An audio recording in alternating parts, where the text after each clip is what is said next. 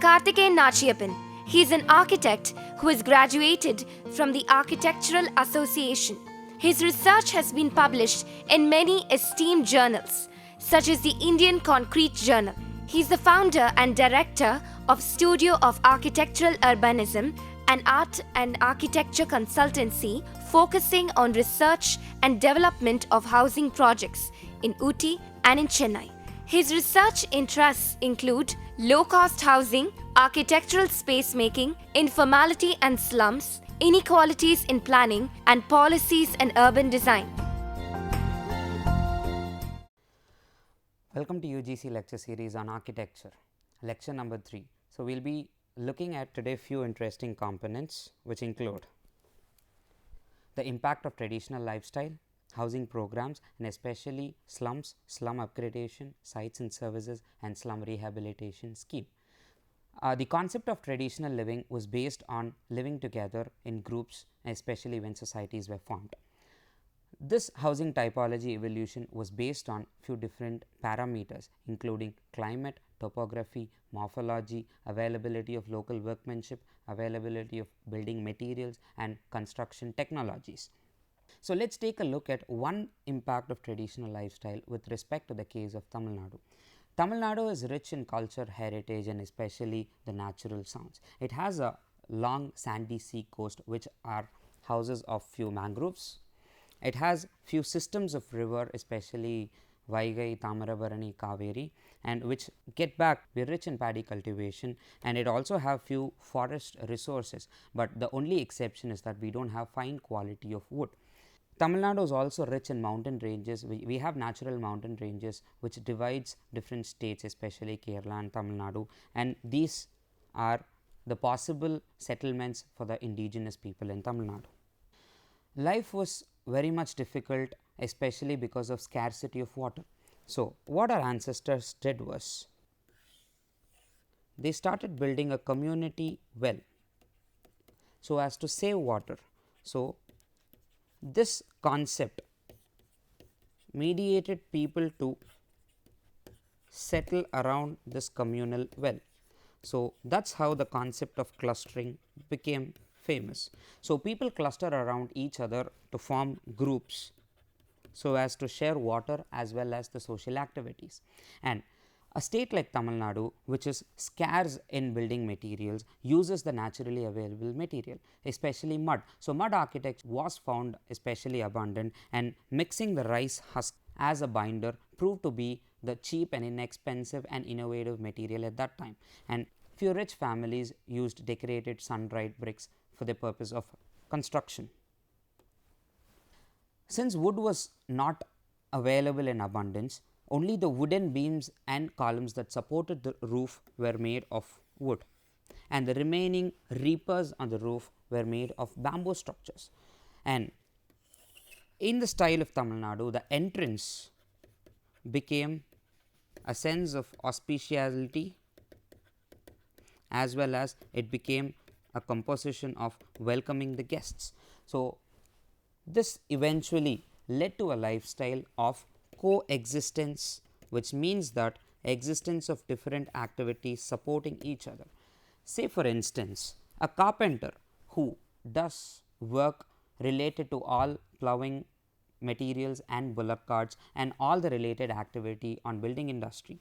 He in turn is complemented by a blacksmith who does iron, nails, and special fixtures for building as well as bullocks, and in turn he is complemented by a potter who does this pottery work through wooden molds for the roofing structures.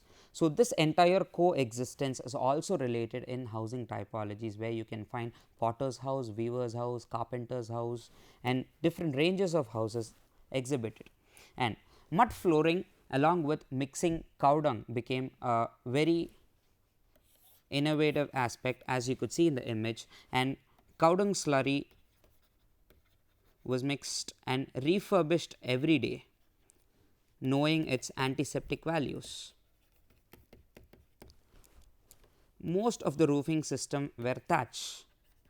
This was cheap, inexpensive in other words, and it made the structure or this cool. And roofing solutions were mostly restricted to the rich and it needs approval for it. So, most of the merchants and any people would live in thatched houses, and they also had palmyra, which was abundant, and bamboo. So, these people started to induce a micro economy. They started taking these palmyra and bamboo reeds, cut into seeds, and they wove mats. So, this also became a traditional microeconomic factor for the houses in Tamil Nadu, and especially the spatial planning of the house will be depending on what occupations they do. Lime plaster also became a decorative agent in all scales of houses, including a small house to a big mansion. This proves that in traditional impact of lifestyle, there is no spectrum like LIG, MIG or HIG. Unlike we find in urban conditions, this spectrum is absent, and of course, this is an example which proves that where it was used in all the sectors of the society, but in a different scale. For example, the potter or the weaver's house would have just the plinth with a lime plaster, and the decorative houses or the mansions will have completely binded with lime plaster. So, the impact of traditional lifestyle in Tamil Nadu has resulted in various housing typologies, especially Chettinad's house, Agraharam, which basically has an entrance thinai for welcoming the guests, an internal courtyard which is actually responsive to climate factors, and kitchen storage areas. So, there is a specific typology which has to be planned with all these, and that has resulted in enormous big mansions and small typological houses which are derivative of rural lifestyle. So, any housing typology evolving should keep in note the basic need of the housing user or the occupant, and the housing typology should match its need. Moving on to the next chapter on socio-economic aspects of housing, we will first define what are slums in India. A compact settlement of at least 20 households with a collection of poorly built tenements, mostly of temporary nature, crowded together usually with inadequate sanitary and drinking water facilities in unhygienic conditions, is termed as a slum according to Government of India. So, usually we see slum as a ghetto word, or say unhygienic, dilapidated, deprivated. We associate a lot of ghetto words with slum, but the reality is this. So, here you will get through or rush through some slides which exactly tell you the scenario of urban housing or slum housing in India. So, here you see a train track that actually axially divides slum into two. So, in a modern context, imagine this is the background and this is the foreground. So, you can actually envision slums as different cities that work on their own, which are informally planned. So, in an urban context, this could be a street or a road with rows or lines of row houses. An internal community cluster courtyard where 2 or 3 units share a common space, and that space is especially for storing waters and other utilities. One difference according to the urban condition is that the level of the floor is raised from the floor level of the house, which means that there is possibility of water getting agglomerated inside the house, and these I would term it as modern colonnades or historical colonnades. So, this actually come as an entrance to the, otherwise we call it as veranda.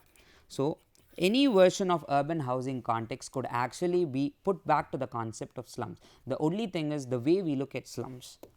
Here are some facts which reveal that slum population has increased from 73 million in 2001 to 93 million in 2011, and which also says that almost half the population of Mumbai are living in slums compared to the other cities where they have marginal population living in slums. But over the years, if the planning policies are not going to be innovative in addressing these housing situations, this is going to rise more than 50, 60 and 70 percentage. So, now why do slums proliferate in India? The first thing is because of migration, more people come in. So, now when more people come in and there is a lack of economic growth, which means that these become stagnant in terms of economy. They do not have any job and they do not have a place to live, and this also leads to income inequality. When a person of a HIG can afford a high rise, this person can afford only a shack, and this marginalization leads to social inequality, and this in turns leads to poverty and lack of affordable housing, and finally the slum formation. And with all of these, when there are obsolete or excessive regulations, this also leads to slum formation. When the policies are not right in addressing this condition of affordable housing, slum formation is possible. Now, why are slums problematic? It is because of detrimental nature, the unhygienic conditions and unsanitary condition proves to be more infant mortality rate within the particular neighborhood, lack of land for the open spaces or especially breathing spaces within a slum community, insecure tenure and social discrimination. So, when people are marginalized, that eventually leads to discrimination. So, now can we say that are slums slum of hope or solutions to government failure, or are slums a community, or slums environmentally friendly or sustainable? So, we cannot define slum as any aspect. It depends on the way we look at slums. You can define as a rays of hope or failure of governmental policies, or it can be a community as well. Now, let us take a look at slum rehabilitation scheme in Mumbai. Slum rehabilitation is as simple as rehabilitating the population to another site so that they create building blocks to give a decent standard of living and they put them back. It is of two types: in situ rehabilitation and general rehabilitation, where in situ rehabilitation people are rehabilitated in the same site, and in the external rehabilitation people are moved to different sites. So, this map reveals that Mumbai has grown wide enough. This island state has many pockets of slums, as you could see along the east west corridor. So, now to address such a situation where 50% are living in dilapidated conditions. Now, how does a slum rehabilitation scheme work? Interestingly, the first to get agreement from at least 70% of the slum dwellers, which means that the entire slum community has to be asked at first on whether they are going to accept this rehabilitation scheme or not. Next, shift the slums dwellers so that the entire ground gets evacuated. The third step, to build new tenement, which means that you have to build new housing components for the slum dwellers. The next becomes build sale components as many as the FSI of the land allows. So, always FSI would be given as an incentive in this scheme, so that when there is an increase in FSI, you can build sale components where you can sell it to the middle income or the high income or any other way of proposing it. So, if you cannot, or if you do not want to build on the own site, there is another option which tells that you can transfer your development rights or your additional FSI to another site which is to the north of the plot, and you can sell it in the market at a higher price, so that the profits gained over here can actually move into building these rehabilitated components. So, these are some of the rehabilitation schemes by the Slum Rehabilitation Authority of Mumbai. All what you could see is in the ground floor, they have successfully incorporated some microeconomic transactions that actually work within the site. So, generating employment and economic opportunities also form an important part of slum rehabilitation scheme. A regenerated housing with a proper flooring and decent housing unit. So, the next in line is slum upgrading. Slum upgrading consists of physical, social, economical, organizational and environmental improvements to the slums undertaken cooperatively and locally among citizens, community groups, businesses and local authorities, which means that they are not going to be taken from one side or put it to another side, or completely rebuilding process is going to happen. It is just whatever repairs, renovations or smaller scale of upgrading works that are going to be done is taken care in the scheme. The reasons for growth of slums, as we have already seen: unwanted products of urbanization, lack of planning, and formation of slums are basically due to the growth in population because of migration, breakdown in housing and encroachment. So, this is one major reason for many homeless or houseless poor. And condition in a slum is basically without any proper lighting and ventilation, unsanitary and filthy environment, lack of water facilities, which eventually results in malpractices which affects the stability of a city. So, because of this malpractice, few people in the slum are again seen to be marginalized from the society, which eventually leads to social stratification. Now, are there any solving problems of a slum? If there is no particular way to solve a problem in a slum. Again, slum housing is also a process, but one major thing what you could do is decentralize. When there is a city and there are rural hinterlands, people move into the city searching jobs. So, when this urban core gets strengthened, they do not have places, so they occupy few pockets within and around. So, to avoid this situation, create different urban cores so that population actually moves in to the multiple cores. So, this process is called as decentralization as depicted in this image. So, other ways to solve is control migration. So, this decentralization could actually control migration to a particular core, lack of political pressure and slum clearance. There are a lot of lands which are being available in India which are in the focus of the builders so that to realize profits. Redevelopment program, finance for clearance and rehabilitation, low cost techniques, the target population where you could provide housing, control of rents and more instantly availability of land, finances and power to redevelopment boards has to be transferred. When it becomes a top down approach, which means that the power of the redevelopment boards is very less. Now, when the power is given more, the action could be taken accordingly at the lowermost level of the state itself. Moving to the third scheme on sites and services. This is a quite different approach from what we have seen before.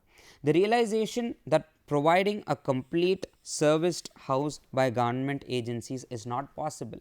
So, when the finances within the government or the capital inflows are very less to provide a complete house, in that case, the only solution is to provide a service core. So, here a shift in focus from supplying a fully serviced house to that of providing only a serviced land. So, here the government and other housing agencies, instead of providing housing, they provide serviced land. So, let us look at how do they provide the service land. Here it is of three types. One is provision of utility wall, which means that a wall which has the provisions of all the sanitary features, sewage facilities, water facilities and the sanitary core is being provided, around which the houses can be built. Next, latrine. Waste disposal becomes crucial in this, where a core which is a sanitary core or a bathroom or a toilet is provided and the house is built around it. Roof frame or a core house, which means that these can be different parts. So, either one room of the housing unit with a bathroom is built, where the walls need not be built. So, roof is a difficult task for any building activity, which means that it requires skilled labor. So, only the roof and the concrete structure which is being provided, where the in between wall has to be constructed by the occupant itself. So, in simple words, site and services scheme means you give the occupants or you give the beneficiaries a site or a serviced plot with the utility core, or you can also give a single room, and in due course of time the occupant through his income levels generate more income or more revenue to develop further his own house. The key components of housing scheme over here are the plot of land, infrastructure like roads, water supply, drainage, electricity or a sanitary network, and the house itself. Shortcomings of the sites and services include location, which means that from a city center, the sites and schemes are located at a distance away, which means that in the peripheral condition there is low cost land available, which means that when the beneficiaries are put in this, the transport required to move into the cities compensate, which means that it is not beneficial for the occupants.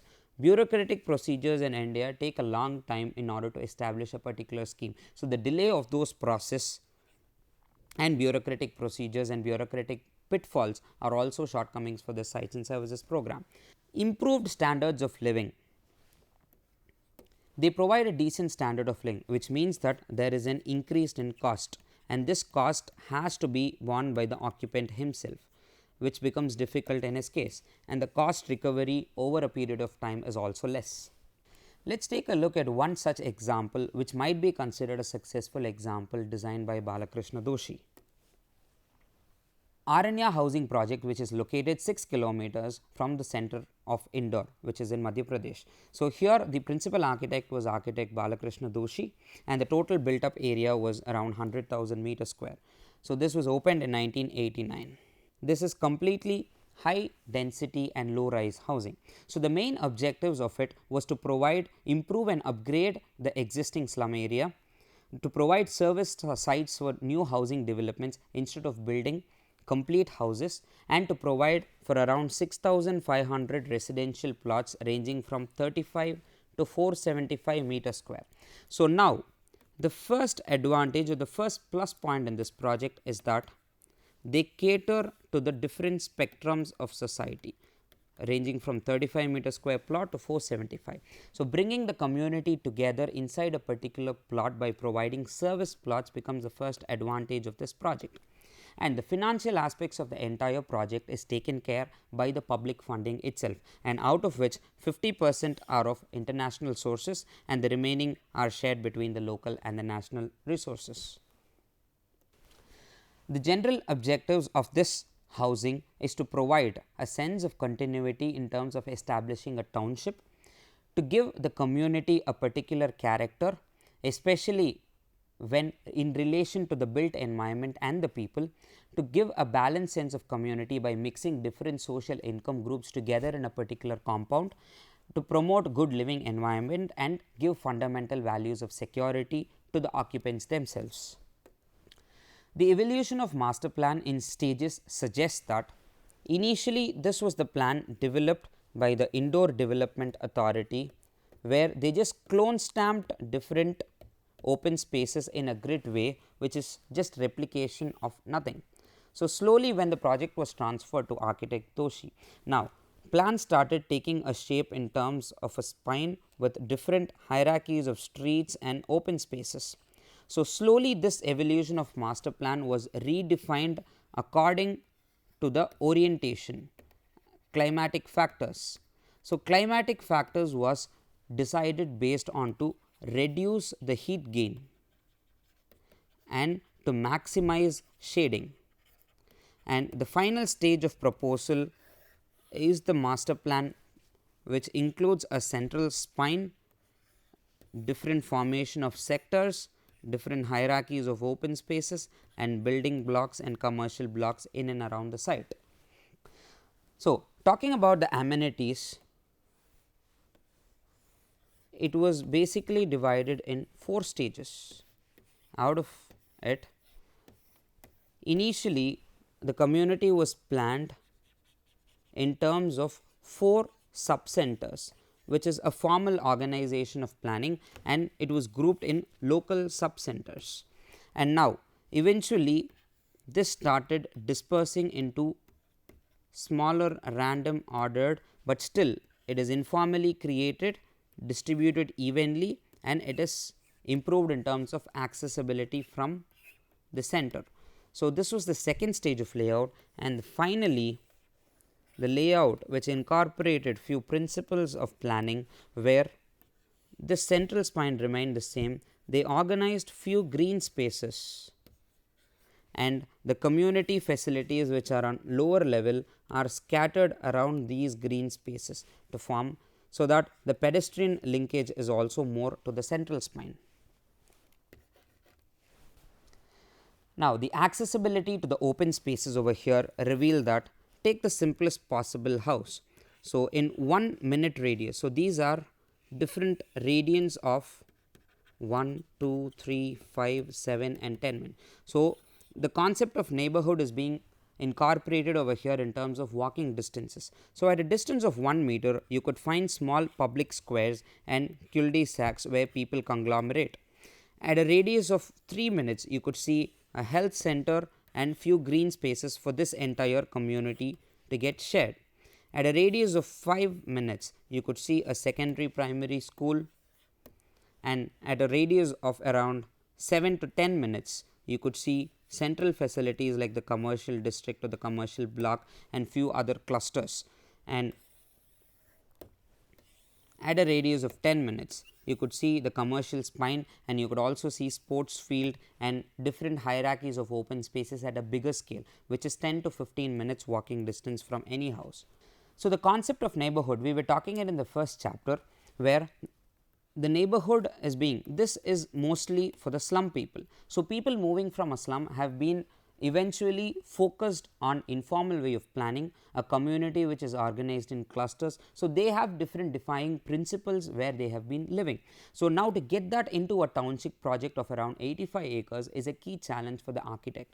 So, now here the inspiration was from the existing slum settlements and Endor. So, the pattern of the plan what you looked at the last slide was basically based on the organizational patterns of slums, and the characteristics which he's got is mixed and multiple land use, as you would see in slums, small neighborhoods and houses extending to outdoors. The reason for not going into a high rise is because to create neighborhood clusters, small shops so that they are income generating. Trees are planted in public spaces to promote environmental sustainability, and streets accommodating social, economic and domestic activities in and around also formed a conglomeration space within the society. So, all these characteristics finally constitute on what we call it as a neighborhood concept. So, it also gives an identity for that particular neighborhood to be. So, the site analysis is basically based on criteria of selecting the site was based on Delhi Mumbai industrial corridor. So, any housing township site would be selected based on the developments happening in the corridor. So, here the major highway was Delhi Mumbai highway in the north south axis. So, it was developing industrial area. So, the primary reason for the housing settlement to be located this at 6 kilometers from the industrial areas and the indoor city, so that it has proper linkages to the city, and the residents of this township could have an employment generation through access to these industries. At a township level, the aim was to create a central spine because the master plan was more informal in nature, and at a sector level, this enabled segregation of pedestrian and vehicular movement, which we would be looking at in future slides. So, the basic or the conceptual zoning of the entire site was to place 6 different housing neighborhoods with a central cluster which is commercial district. The placement of housing facilities were in such a way that the EWS and LIG were uniformly distributed, and it constitutes around 75% of the entire housing. So, this was dispersed almost throughout the site, where the remaining 25% of the MIG and HIG are close to the main arterial road and in the arterial road itself. So, when all these combine together, this becomes the social hub for all the people to come in. So, in terms of breaking the barriers or to have a township which is more permeable in nature, so that the social stratification is avoided, this proves to be an effective planning technique. So, here let us get to know the hierarchy of roads which have been used. So, the 60-meter wide road is nothing but the arterial road. Then you go on with the 30-meter wide road which surrounds the entire site. Next you go on with 12-meter wide roads which form the sector level roads connecting to the major spine. Eventually this marks the central spine which is connected to all sectorial roads. Next you end up into the sector. So, from the sectorial roads you go into the clusters with this 9.5 meter road. Within the clusters you again have 4.5 meter road which establishes connection between different row houses, and finally you come back to a smaller scale of housing where you get these cul-de-sacs or backyards which are 1.5 meter in width. So, this hierarchical planning of the street widths also mention the planning principles dictated by different housing units. the circulation and linkage. To improve pedestrian access and to segregate the vehicular and pedestrian access, the site proved to do much more than what was expected. So, the internal roads which end up in a square or a community place draws people in and out. So, it conglomerates. So, from the major arterial road and a sectorial road, there were few spaces which actually get accommodated in a central square. So, that becomes the accessible space for the community in terms of usage of social activities. So, the climate responsive features that are incorporated in the site was to maximize the light gain and to reduce the heat gain. The buildings were oriented mostly facing towards north south, so that there is minimum amount of radiation entering in, and the planning principle was based that the sun angle actually provides the shading capacity for the entire street. So, the street and the houses were organized in terms of two principles. One is to reduce heat gain and to provide self shading. So, these were the two climate responsive features that was incorporated in this building, and the planning layout is flexible. So, it has a core house with a toilet, and the first permutation was to have an open veranda.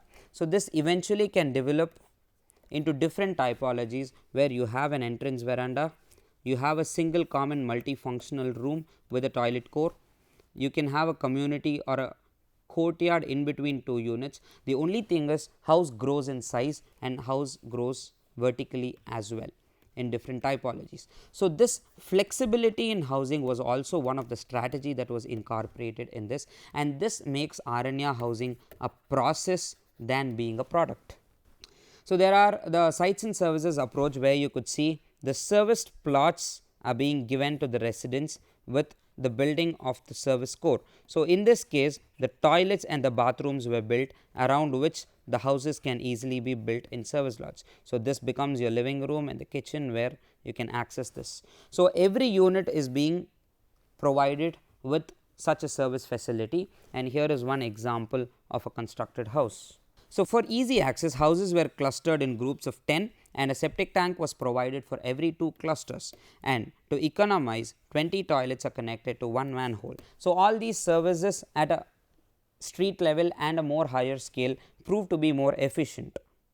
And finally, the analysis of the topography tells that there is a slope towards northwest. So, the orientation of the plan was also in such a way that the higher income group who maximum uses water or uses more water were located at the higher ground level to generate large flows, and the lower income groups which use comparatively less water were placed at the lower level of the ground. So, this analysis of the slopes and the placement of the buildings resulted in 10 to 15% of water usage savings.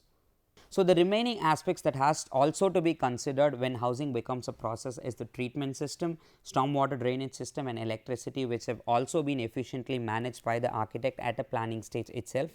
And the common materials that were used resemble the local indoor architecture, which means that the finishes which were bright and colored in facade, railings and grills were actually seen in the old houses of Indore. So, when taking a housing project, especially for a slum rehabilitation or an upgradation or sites and services scheme, the provision of houses should be dictated by the character of your neighborhood or the city as well. The foundation and the structure was basically reinforced concrete, and the foundation was piles in concrete, and structural members were plinth beams and the walls were finished with bricks. So, residents were free to use any kind of material like brick or stone, so that it matches the rustic character of Indore city.